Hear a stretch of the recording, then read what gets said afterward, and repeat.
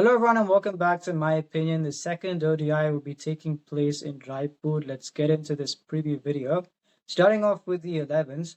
In the preview video for the first ODI, I'd included Rishabh Pant and Tilak Verma.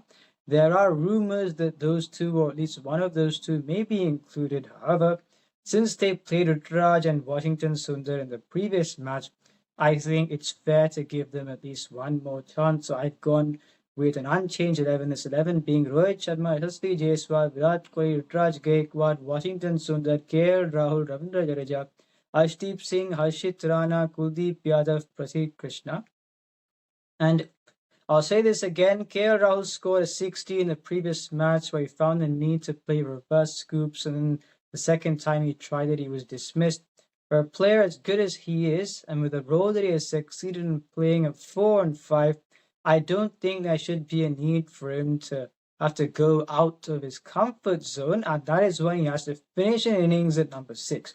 I don't understand the change, and especially when Hardik Pandya comes back, he would be batting at 7 in that case, and Jadeja or whoever else that bat number 8, they may play Akshay at 5. So I don't understand why KL Rahul has been put at 6. I think he's succeeding in spite of that, not because of that. I don't think that would change, but I would change it.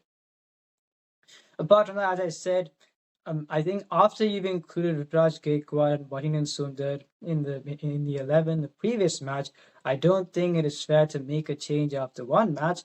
And on Washington Sundar, I think they should bowl him more. Because in that case, if you're not going to bowl him for many overs, then you may have played someone like a Rishabh Pant at number 5. But I feel since they have included him, Jadeja was expensive the previous match. In that case, what can you get out of Washington Sundar as a bowler? Because when they play Akshay Patel at 5, I'm sure they would be going with 6 bowling options. So I feel bowling Washington Sundar more would be good for India. Apart from that, I don't have anything else to say on this team. I think they will go with the same 11. There are some rumors, yes, but I think giving Rutraj Gaikwad, Washington another chance would be fair.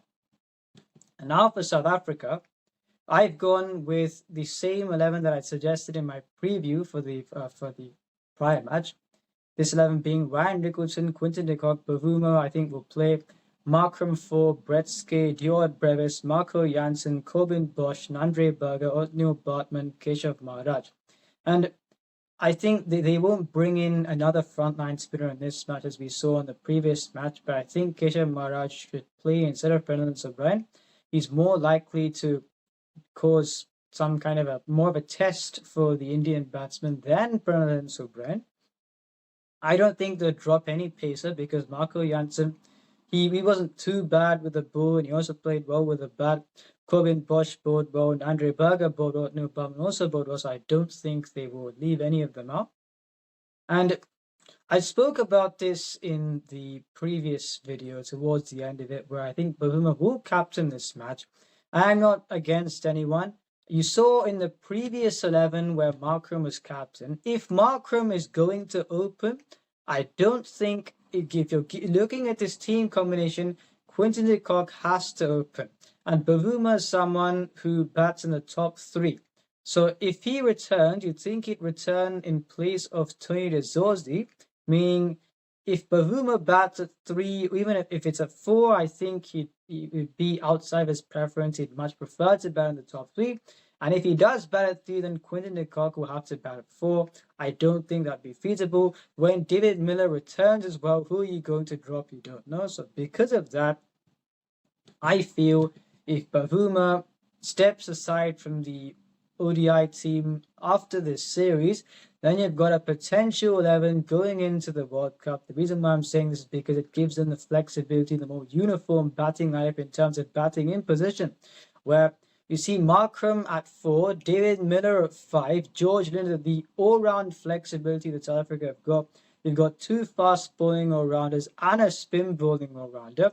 Mahisa Rabada, Nandre Berger, Keshav Maharaj has to play.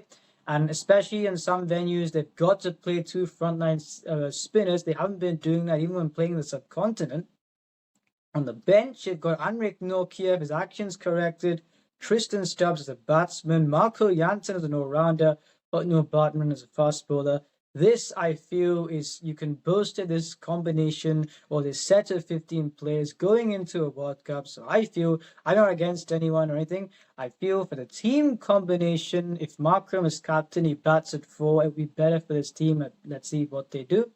And now when comparing the 11s, I spoke about this in the previous match, India's batting looks stronger and we saw what happened. As far as the fast bowling, I'd still say on paper South Africa's fast bowling looks more threatening with the spin edge. Once again, South Africa won't play a second spinner.